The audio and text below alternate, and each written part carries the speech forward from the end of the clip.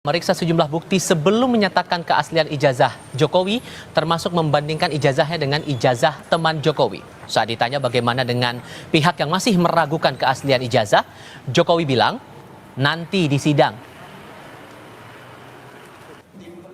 Ya, memang asli. Di Bareskrim itu kan sangat detail sekali ya. Membandingkan ijazah asli saya dengan ijazah asli teman-teman saya ada. Kemudian juga foto-foto waktu KKN ada, foto-foto waktu wisuda ada. Kayaknya Bareskrim kan memang melakukan investigasi itu. Ya nanti di sidang. Penyelidik mendapatkan dokumen asli ijazah sarjana kehutanan nomor 1120 atas nama Joko Widodo, antara bukti dan pembanding adalah identik. Penuding ijazah palsu Jokowi, Roy Suryo, siap menghadapi kasus hukum dugaan pencemaran nama baik yang dilaporkan Joko Widodo usai Bareskrim mengumumkan hasil uji lapor yang menyatakan ijazah sarjana dan skripsi UGM Jokowi identik dengan materi pembanding milik rekan kuliah Jokowi. Namun menurut Roy, dirinya tidak mencemarkan nama baik Jokowi. Ia hanya menginginkan ijazah ditunjukkan ke publik. Saya ini Mas Roy harus menghadapi pelaporan Pak Jokowi di Polda Metro Jaya. Nggak apa-apa, ya nanti tuduhan itu kan harus dibuktikan. Ya kalau misalnya 310, 311, 27A nanti pencemarannya di mana, anunya di mana. Kita menguji itu hak publik ya dengan kebebasan informasi publik. Ada undang-undangnya 14 tahun 2008. Kemudian yang paling penting lagi, simple sekali lagi. Yang membuat ribut itu kan karena tidak ditunjukkan dari awal. Ibu Megawati aja udah dari awal juga itu termasuk yang public figure yang waras ya gitu. Jadi tunjukkan kalau ada ijazahnya, ya udah tunjukkan aja. Selesai. Oh tidak boleh. Selasa lalu saat Presiden ke-7 Republik Indonesia Joko Widodo diperiksa sebagai terlapor di Bareskrim Mabes Polri, mengatakan dirinya sedih jika sejumlah laporan dugaan ijazah palsu dilanjutkan ke proses hukum. Namun tudingan ini sudah keterlaluan, jadi proses hukum tetap berlanjut. Sebetulnya sedih. Sedih karena apa? Kalau proses hukum mengenai ijazah ini maju lagi ke tahapan berikutnya.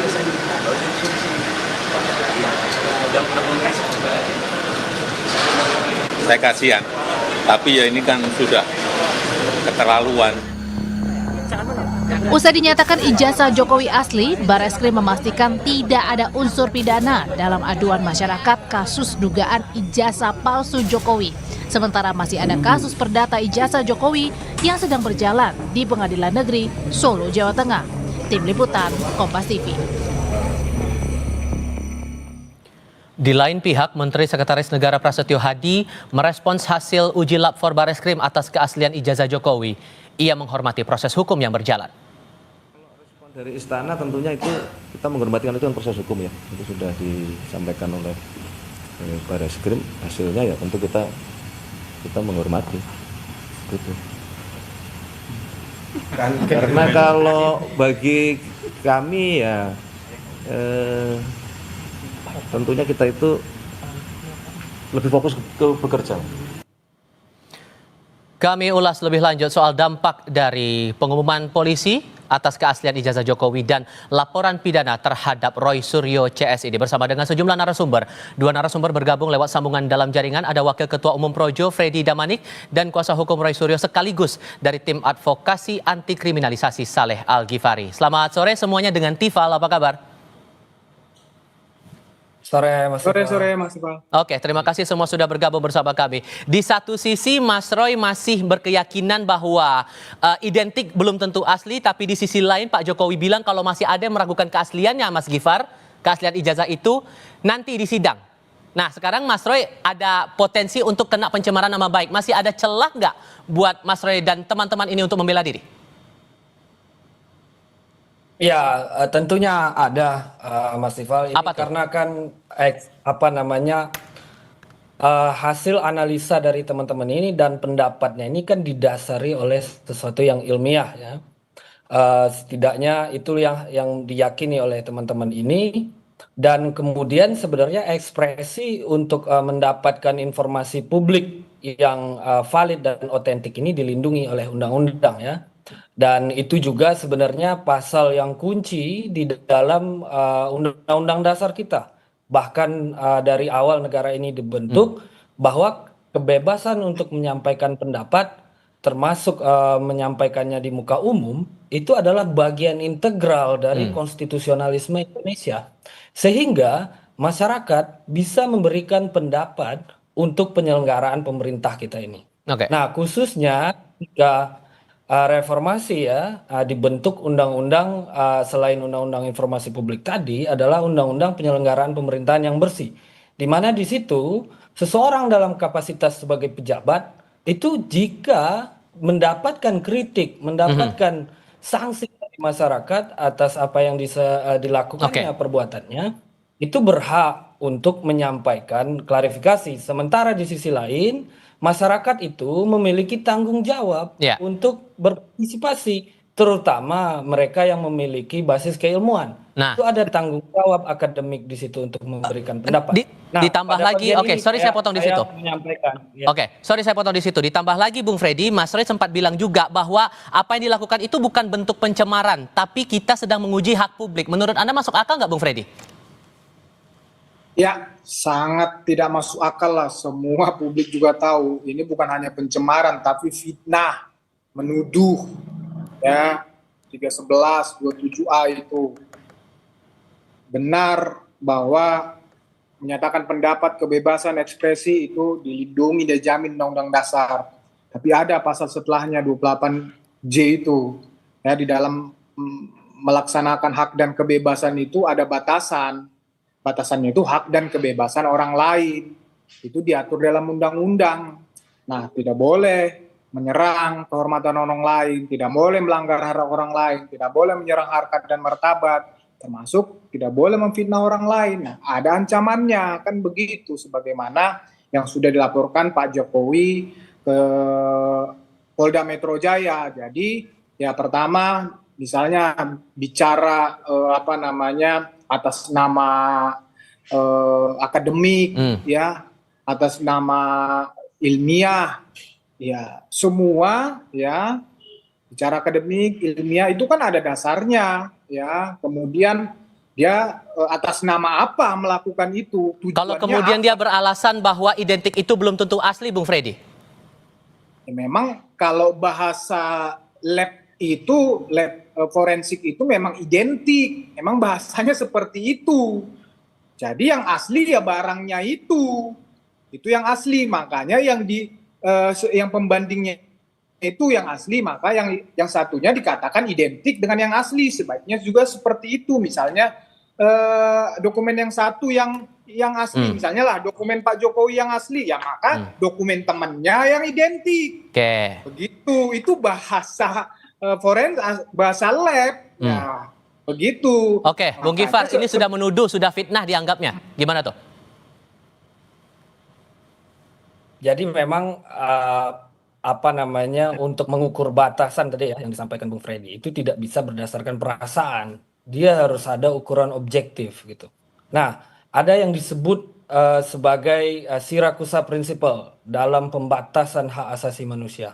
Intinya di situ adalah sesuatu yang dirasa sebagai merugikan hak orang lain itu harus diukur secara objektif, tidak bisa berdasarkan perasaan saja. Apalagi di sini yang dikritik oleh teman-teman ini yang yang dimintakan informasinya adalah terhadap seseorang yang merupakan pejabat begitu. Pak Jokowi merupakan presiden sebelumnya, saat ini masih menjabat di Danantara.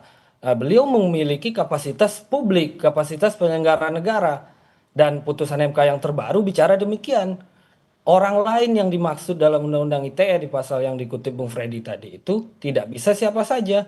Dia tidak termasuk pejabat, tidak termasuk korporasi dan seterusnya. Begitu. Oke, siap harus diuji publik kalau menurut Bung Gifar, Bung Freddy, gimana tuh? Ya, seperti yang saya katakan tadi, silakan berargumen apapun ya, tapi Pak Jokowi ya kan tadi dikatakan bahwa tidak siapa saja, ya Pak Jokowi kan merasa dirugikan, Pak Jokowi merasa martabatnya telah diserang. Itu jelas kok, video-video itu bukan yang dari awal itu ndak ada cerita mencari informasi. Yang dari awal itu banyak videonya. Ini palsu, ijazah Jokowi itu palsu. Jadi itu banyak, jadi nggak bisa dibohongi, di medsos itu banyak sekali. Jadi mereka oprek-oprek tuh ya ijazah itu dengan katakanlah dengan keahlian mereka ya, yang saya juga pertanyakan keahliannya, ternyata di Bareskrim nggak benar juga ya, dioprek-oprek kemudian dibilang ijazah Jokowi asli. Nah itu bukan penelitian, bukan ilmiah. Kemudian emang ijazah Jokowi buat penelitian siapa juga, dasar dia apa meneliti ijazah Jokowi. Jadi kan kepentingannya jelas, semakin mereka mempertanyakan ini, semakin terus membangun narasi seperti ini, mens reanya, niat jahatnya semakin jelas. Karena ini sebetulnya standar aja, pembuktian dokumen asli ataupun ijazah itu, sebetulnya di kepolisian itu sederhana banget. Misalnya ijazah, ya itu sebetulnya tinggal pernyataan dari kampus yang mengeluarkan ijazah itu, sebetulnya selesai. Nah kemudian setelah kampus mengeluarkan itu ternyata terus dibangun narasi menuduh ijazah palsu, ya berarti niatnya apa? Mens rea-nya ini udah jelas. Jadi justru kami mendesak ini Polda agar segera naik sidik, segera tersangka, segera ditahan ini Roy. Mens rea-nya sekarang kalau gitu, Bung Gifar, apa alasannya sampai masih mau diperjuangkan ini lagi menurut versinya teman-teman? Ya, ini bicara mens rea tadi Bung Freddy ya. Nah, ini juga yang penting kita lihat motivasi ini Pak Jokowi melaporkan ke Polda. Ini kita pertanyakan juga. Pertama ini dari segi formil. Ini prosesnya cepat sekali dibandingkan dengan proses di Bareskrim. Dilaporkan 30 April, 8 Mei sudah keluar panggilan. Pertama. Yang kedua, proses pemeriksaan klarifikasi tersebut itu untuk rekan-rekan Roy Suryo dan kawan-kawan itu prosesnya 26 pertanyaan itu bisa 6 jam, Bung. Sementara Pak Jokowi itu hanya diperiksa 1 jam untuk 22 pertanyaan. Nah itu. Yang kedua, selanjutnya pasalnya itu kan di sini terlihat apa yang dikeluhkan itu adalah soal merasa dihina, soal merasa difitnah. Lalu kemudian kenapa itu dipaksakan pasalnya masuk 35 Undang-Undang ITE, itu manipulasi server sistem elektronik, 32 mengubah informasi milik publik. Nah ini pasalnya itu mengancam orang penjara 12 tahun, 9 tahun. Artinya di sini dipaksakan ada kewenangan penahanan. Nah begini. Nah itu yang menurut kita juga cukup perlu dipertanyakan ini. Kesannya apa yang Anda tangkap dengan dua keanehan itu? Masalah durasi pemeriksaan dan pasal yang Undang-Undang ITE itu, Bung Gifar? Ya, yang pertama di sini ada disparitas, Bung. Yang kedua adalah chilling effect. Perlakuan yang tidak sama. Yang kedua ini berusaha menimbulkan efek gentar ke publik. Untuk orang yang menyampaikan ekspresi, menyampaikan pendapat ini tidak bisa lagi ke depannya. Dan pasal yang digunakan ini adalah penyalahgunaan Undang-Undang ITE. Undang-Undang ITE ini kan sebenarnya melindungi informasi elektronik publik dari penipuan, dari manipulasi, dari kerusakan data server yang kemudian menyangkut hajat hidup orang banyak. Itulah pasal-pasal 35, 32 itu. Supaya konsumen, supaya masyarakat terlindungi. Ini perasaan pribadi orang dikenakan pasal ini. Ada upaya membuat publik gentar, Bung Freddy. Kemudian ada upaya kriminalisasi, makanya Bung Roy sempat mengadu soal pasal itu ke Komnas HAM. Gimana ngerespon itu? Ya, kalau tadi mempertanyakan masalah proses penyelidikan dan lain-lain, ya silahkan aja, itu ada mekanismenya lah ya, mau di pra-peradilan atau nanti misalnya udah naik sidik, silahkan aja lah. Negara ini terbuka dan hukum membuka itu ya, melakukan pra-peradilan, itu yang pertama. Kemudian pasal-pasal itu ya Seperti kalian berbicara seenaknya, ya seperti Roy dan kawan-kawan berbicara seenaknya. Orang ini juga punya dasar, Pak Jokowi juga punya dasar melapor, kan begitu. Itu hak dia melapor. Nah, masalah pasal-pasal, selain dilaporkan pasal-pasal itu sudah dipelajari dan dipilih oleh pengacaranya, ada dasar dua, pasal 32 dan 35 itu, ya 32 itu merubah dokumen. Kan mereka ini kotak-katik nih, dengan argumen mereka ahli, ya dokumen itu yang mereka dapat dari mana, kotak-katik, kemudian ya ini kan disiarkan di publik, seolah-olah yang mereka kotak-katik itu yang orisinil, itu yang benar. Kalau kemudian dituding kriminalisasi, tepat nggak menurut Anda?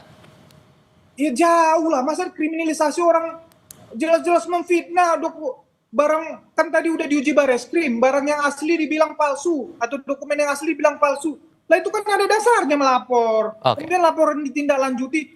Masa dibilang kriminalisasi? Tapi dari awal saya bilang, Mas Roy, jangan nanti kamu nantang-nantang. Ya silakan laporin. Ketika dilapor nanti kamu jangan paling teriak kriminalisasi. Tapi memang ini publik juga sudah paham ya gaya-gaya seperti ini. Saya juga percaya nanti di Komnas HAM mereka ketika laporannya nggak direspon, mereka akan teriak-teriak Komnas HAM tidak benar, itu biasa standar aja, upaya-upaya seperti itu biasa. Namanya melakukan pembelaan ya biasa aja. Oke, Bung Freddy, Bung Gifar, terima kasih banyak sudah berdiskusi bersama kami kali ini. Saya selalu semuanya, selamat sore.